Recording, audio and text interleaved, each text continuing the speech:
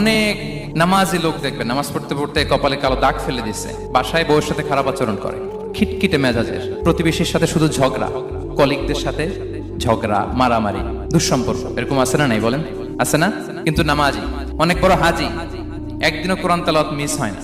তো এত আবাদত করেও সে ইসলামের আসল এসেন্সটাকে ধরতে পারেনি। বিষ্ণু বললেন সবচেয়ে বেশি জান্নাতে প্রবেশ করাবে যে দুটি আমল, একটি হচ্ছে তাকওয়াল্লাহ, আল্লাহর ভয়, আরেকটি হচ্ছে উত্তম আচরণ, সর্বোত্তম আচরণ। তো আমরা যেন উত্তম আচরণের অধিকারী হই, আমার স্ত্রীর সাথে যেন ভালো আচরণ করি, প্রতিবেশীর সাথে যেন ভালো আচরণ করি, ছেলে মেয়েদের সাথে যেন আমাদের অ্যাটিটিউডটা ভালো থাকে, আচরণটা ভালো থাকে, কলিগের সাথে যেন ভালো থাকে। বিশ্বনবীর আচরণ যেমন ছিল তেমন আচরণ যেন আমরা গড়ে তুলতে পারি। আওয়াজ করে পড়ুন আমিন।